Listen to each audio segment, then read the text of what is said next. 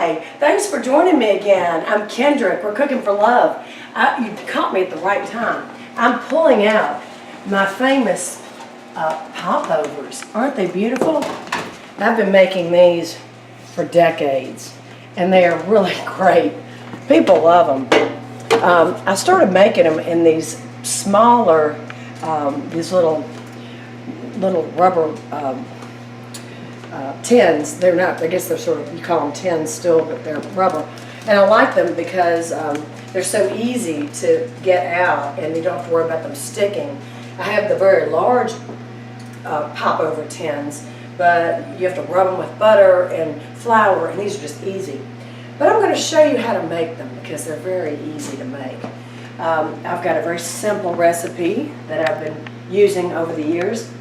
Now, I tend to use bread flour because it has better structure for bread making, and I tend to label all the different flours I have.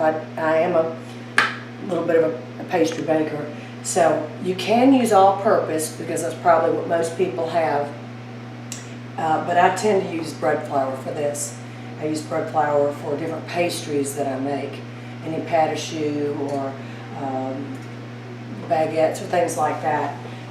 So if you have bread flour, get it. I use 1 cup of flour. I use 1 cup of milk. You can also use almond milk because almond milk you can use on even par with regular milk. I use 2 eggs. I use organic, and then I use a ½ teaspoon of salt.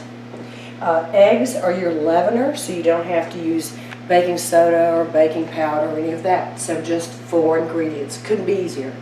I always sift my flour. Whenever I use flour in any baking, I sift it.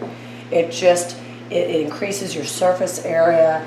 It keeps lumps out. So I just use my sifter, plain sifter, and I just, in my bowl, I pour this in here. And you just, you can do it like that, or I can just hit it so that it goes through the sifter. And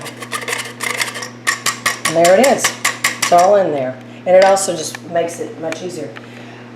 Now you can also, the salt is already sifted. You can put it through if you want, but I mean, there's kind of no reason to do that. So all my dry ingredients are in there.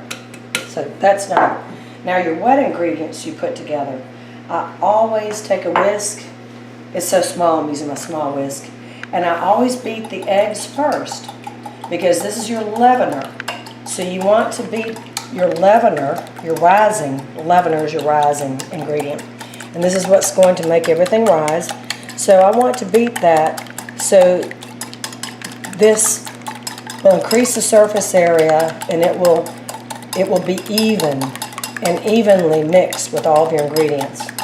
So I'm going to beat this nice so it's all golden, and then I'm going to add the milk. And now I'm going to make sure it's evenly mixed. This is so simple, but it's nice to get these nuances to get the best results. And now I'm going to add it, now that's evenly incorporated, and I don't see any white. Everything should be gold. Everything should be the same for consistency to get the equal product. Just takes a few more minutes to get it just right. Now I'm going to add it. Now, unlike most bread making, you don't want to over-process when you mix the wet and the dry ingredients when you make popovers. Don't know why, but that's just the way it is. So you just gently mix this together. You want it to mix, but you don't want to overbeat and over-process. So I'm going to kind of mix it. And that's really it. That's all there is to it. I'm just going to mix it gently. Now pull it off the sides. Make sure there are no dry pockets. If you have a few lumps, don't stress out.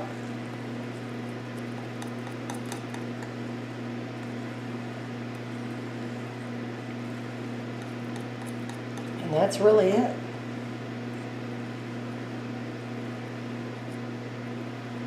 And that's about it. You don't want to do too much more than that. Get out anything. I don't want to have anything left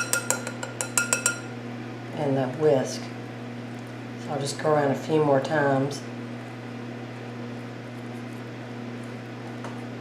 I'll just get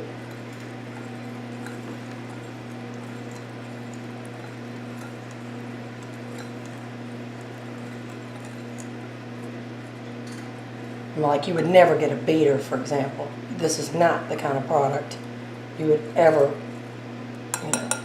That's about it.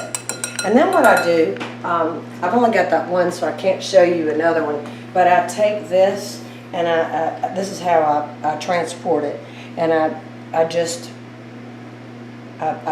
pour this into each one of those, and they come out really easily. Like actually, let me go ahead and, oh gosh, I should probably, I'm just going to put a few of them. Let me go ahead and, I'll go ahead and do this for you.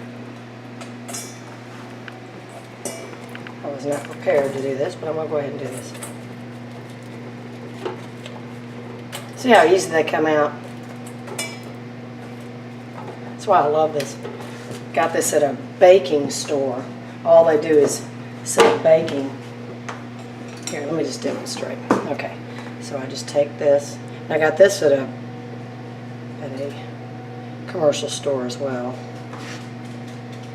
And I just do this. See, there's some lumps in it, but the lumps just bake out. So, again, you don't overprocess this batter.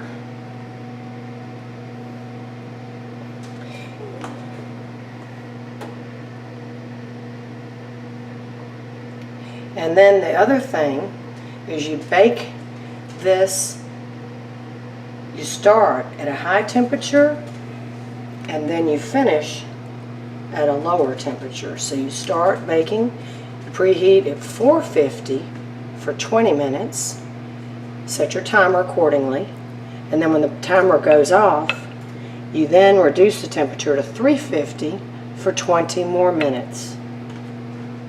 And for this particular bread, it's very hollow in the middle, so the hot temperature is to expand the bread very rapidly. And then the second lower temperature is to solidify the bread. So that's the reason for the differential in the temperatures. You know, it's all about chemistry and structure.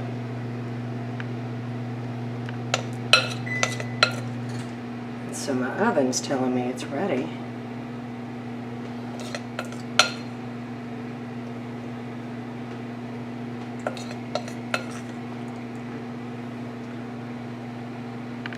And this is just enough for 8. And that's it. So it's ready to go back in. So here you are, and these are just lovely. I mean, they're so good. I can't tell you how good these are. And when you break these open, here, I'll show you this one. They're so wonderful. And when you break them open, they're nice and hollow and they're hot. So when you break them open, they're just beautiful inside. See, they're nice and hollow. You can spread butter in them. And you know, if you want them for breakfast, you could put orange marmalade or something like that. If you're having them with chicken or something like that, then you know, you serve them with butter, or if you have them with fish or chicken salad or vegetarian meal. You know, you can substitute almond milk if you want. So anyway, I just love them. They're wonderful. They're really, really good. Oh God, they're so good. So try the recipe. I think you'll love it. Thank you so much for stopping by. I'm Kendrick and we're cooking for love today. Please subscribe to my channel. Please join me. I'll be doing more and more cooking shows for you. And let me know if this helps you and tell me what else you'd like to learn to cook. I hope you have a great day. Bon appetit. And I look forward to seeing you again soon. Take care. Bye-bye.